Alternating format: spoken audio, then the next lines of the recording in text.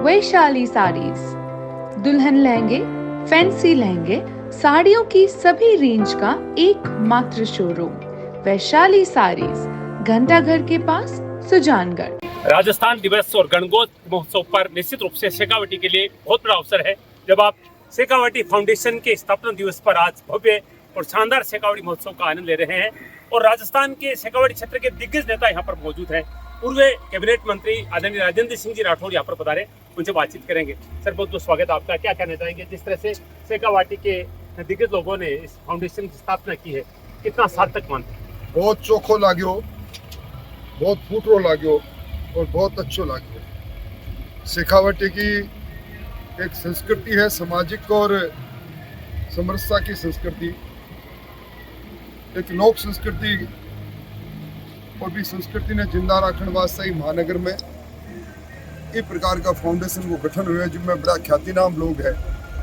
और साथ ही शेखावाटी के विकास की चिंता करने वाला वो संगठन, गैर राजनीतिक संगठन निश्चित तौर पर आने वाला समय में शेखावाटी का आगोश में छुपेड़ा गौरवशाली इतिहास ने भी सामने लावेगा। पर्यटन की दृष्टि से, सिंचाई की दृष्टि से, कामकाज और कल कारखाना की दृष्टि से शेखावाटी आगे निरंतरता बढ़ रही है और बढ़ेगी। बहुत अच्छा लगा। धन्यवाद। पूर्व मंत्री महादेव सिंह जी खंडेला भी पधारे, बातचीत का बहुत बहुत स्वागत आपको। कई कहना होता जी टाइप आज शेखावाटी फाउंडेशन की स्थापना की। फाउंडेशन की स्थापना है, इससे जो शेखावाटी के विकास के लिए जो फाउंडेशन कार्य कर रहा है वो बहुत ही सराहनीय है। और फाउंडेशन के सभी कार्यकारिणी के सदस्यों को और धन्यवाद। विधायक आदरणीय गोपाल शर्मा जी हमारे साथ उनसे बातचीत करेंगे। बहुत बहुत स्वागत है सर। जिस तरह से शेखावाटी के लोगों ने आज एक पावन पुनीत अवसर पर एक और जहाँ राजस्थान का स्थापना दिवस कल बनाया गया है, आज गणगौर तीज का पर्व है, तो कितना सार्थक किया? देखिए, शेखावाटी जो है वो विश्व में अद्वितीय स्थान है। वीरों की धरती, धनपतियों की धरती, संतों की धरती, इस रूप में शेखावाटी का विशेष महत्व है। भारत के अंदर जो आज उद्योग जगत खड़ा है वो शेखावाटी की नींव पर ही खड़ा है। भगवान रामचंद्र जी के समय का रामायण कालीन शेखावाटी का वर्णन मिलता है अपने जापान। सच तो शेखावाटी फाउंडेशन की ओर से भागोत्सव का कार्यक्रम होना बहुत ही खुशी की बात है। आकर के मन खुश हो गया। घनश्याम जी, राजेंद्र जी राठौड़, महादेव सिंह जी खंडेला, जावर सिंह जी कर्रा, प्रताप सिंह जी खाचरियावास, सब एकजुट होकर के आनंद की अनुभूति। सर, लोकतांत्रिक देश है, राजनीतिक लोगों की क्या भूमिका होनी चाहिए इसमें?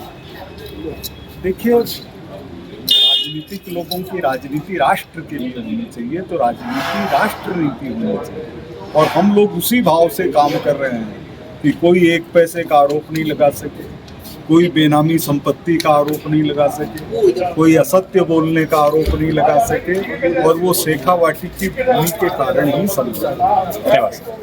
आज राजस्थान दिवस और गणगौर के पावन पुनीत अवसर, राजस्थान के जयपुर शेखावाटी, इस समय हमारे साथ विनय जोशी जी है जो कि राडा चेयरमैन हैं, उनसे बातचीत करेंगे। सर, बहुत बहुत स्वागत है आपका।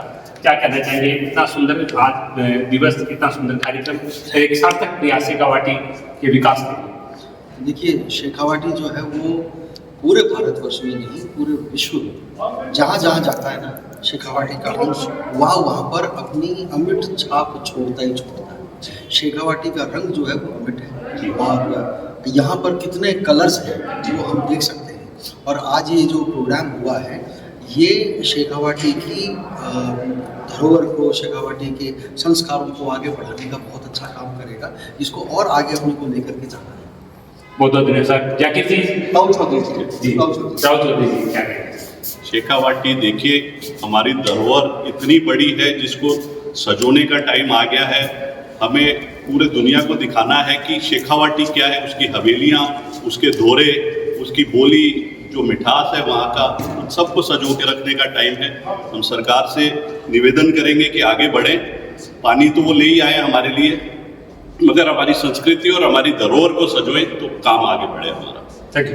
पारित किया गया शेखावाटी फाउंडेशन की स्थापना पर स्नेह मिलन के रूप में और शेखावाटी क्षेत्र के दिग्गज नेता यहाँ पर उपस्थित रहे।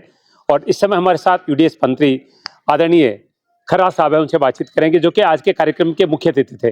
सर, बहुत बहुत स्वागत आपका। धन्यवाद। बहुत सुंदर कार्यक्रम, जिस तरह से शेखावाटी के दिग्गज लोगों ने ये फाउंडेशन की स्थापना की है, क्या कहना चाहेंगे इस प्रयास के बारे में? शेखावाटी फाउंडेशन ने शेखावाटी के विकास को लेकर, शेखावाटी क्षेत्र की समस्याओं को लेकर शेखावाटी फाउंडेशन की स्थापना की और आज होली शनि मिलन कह दें, नव संवत्सर का शनि मिलन कह दें, हमारे नवरात्रे का शनि मिलन कह दें, गणगौर का शनि मिलन कह दें, बहुत सारे त्योहार, हमारे बहुत सारे त्योहार थे उस अवसर पे। वैसे तो राजस्थान सांस्कृतिक रूप से बहुत समृद्ध रहा है, लेकिन राजस्थान में भी शेखावाटी क्षेत्र सांस्कृतिक रूप से बहुत समृद्ध था और आज शेखावाटी फाउंडेशन ने शेखावाटी के सभी प्रबुद्धजनों को एक साथ आमंत्रित कर बुलाया और शेखावाटी की सांस्कृतिक कला का शानदार कार्यक्रम प्रस्तुत करवाया। शेखावाटी की समस्याओं के संबंध में विचार विमर्श किया। शेखावाटी के सभी राजनीतिक दलों के सभी माननीय जनप्रतिनिधिगण समारोह में उपस्थित रहे। ये एक सुखद प्रयास है और निश्चित रूप से ये प्रयास आने वाले समय में बहुत सुखद परिणाम लेकर शेखावाटी क्षेत्र को, चाहे पर्यटन के मामले में, चाहे जल संसाधन के मामले में, चाहे पेयजल के मामले में, चाहे और दूसरे मामलों में जितनी समस्याएं, उनका समाधान एक छत के नीचे शेखावाटी के सभी राजनीतिक दलों के राजनेताओं को, जनप्रतिनिधियों को इकट्ठा किया है। ये शुभ शुरुआत इसको आगे शुभ परिणति में परिणित करेगी। खर्रा परिवार शेखावाटी का एक ऐसा राजनीतिक परिवार है जिसकी ताकत हर कोई जानता है।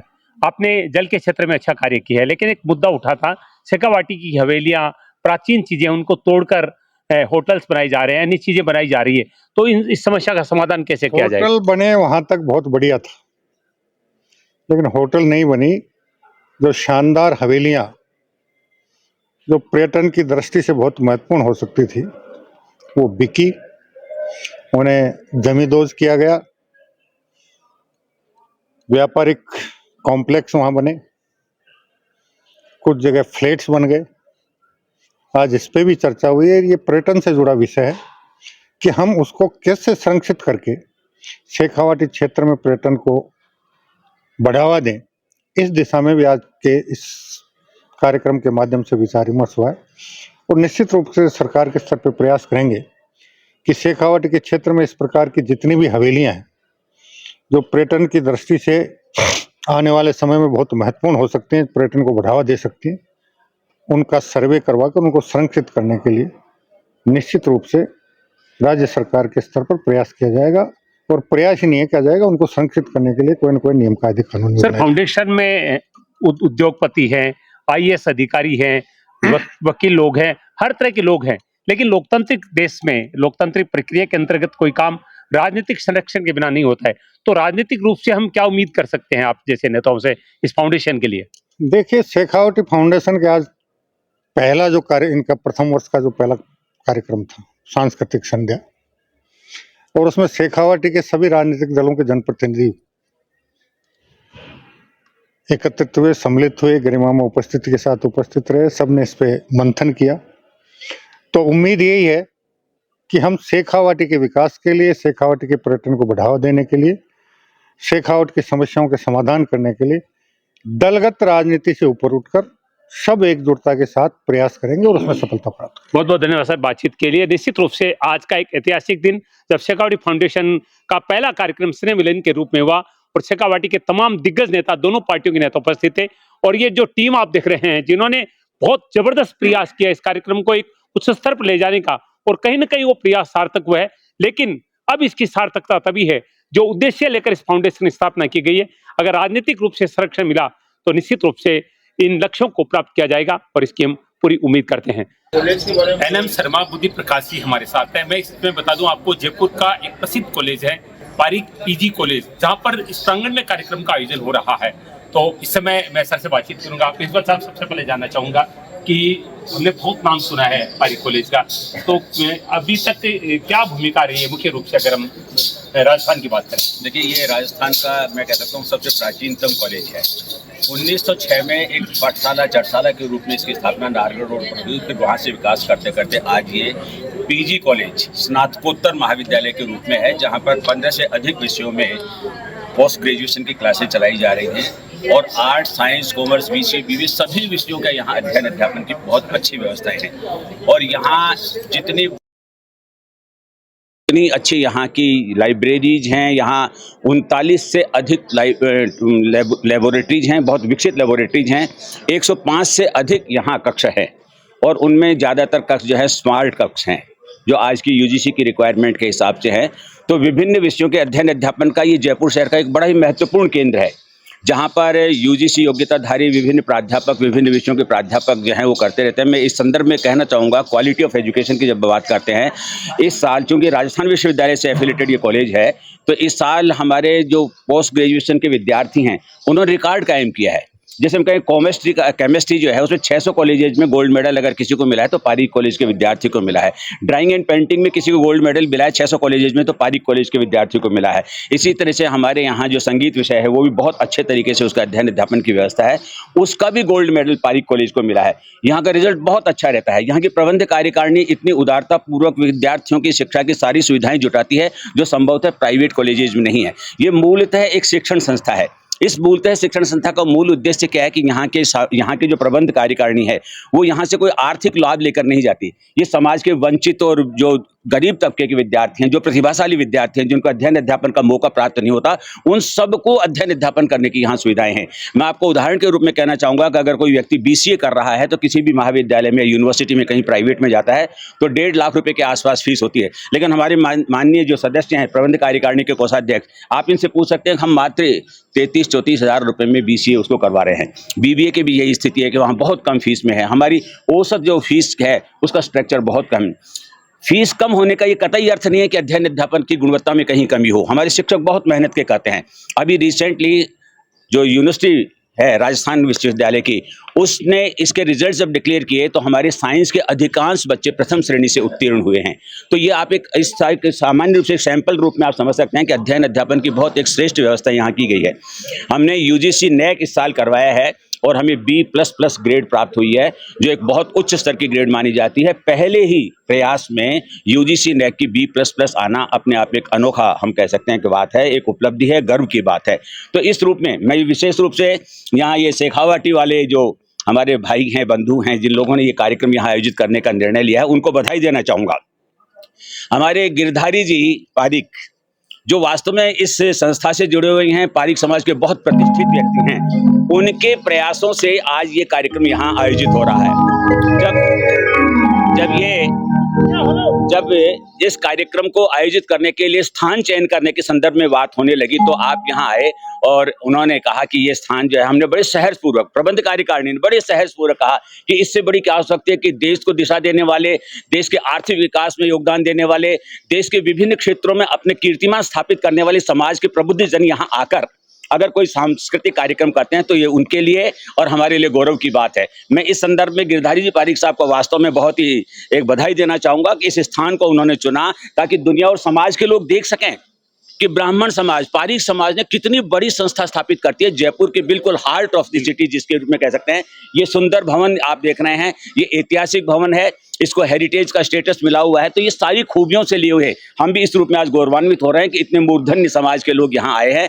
इसके लिए सभी का मैं अभिनंदन करता हूँ, स्वागत करता हूँ। और विशेष रूप से मैं गिरधारी जी का, हमारी प्रबंध कार्यकारिणी के अध्यक्ष महोदय बजरंग लाल जी पारिक का, हमारे अध्यक्ष के साथ साथ सचिव महोदय जो है लक्ष्मीकांत जी पारिक साहब का, और हमारे बुद्धि प्रकाश जी सेक्रेटरी ट्रेजरर हैं, इनका भी इस रूप में मैं बहुत अभिनंदन करना चाहूंगा कि बड़ी उदारता पूर्वक स्थान उपलब्ध कराया है। बिल्कुल बिल्कुल। गिरधारी जी पारिक तो निश्चित रूप से ब्राह्मण समाज, पारिक समाज के गौरव है। आप राष्ट्रीय अध्यक्ष रहे अखिल भारतीय पारिक समाज के, तो निश्चित रूप से अब कार्यक्रम का शुभारंभ होने वाला है। तो आइए एक सुंदर कार्यक्रम का अवलोकन करते हैं।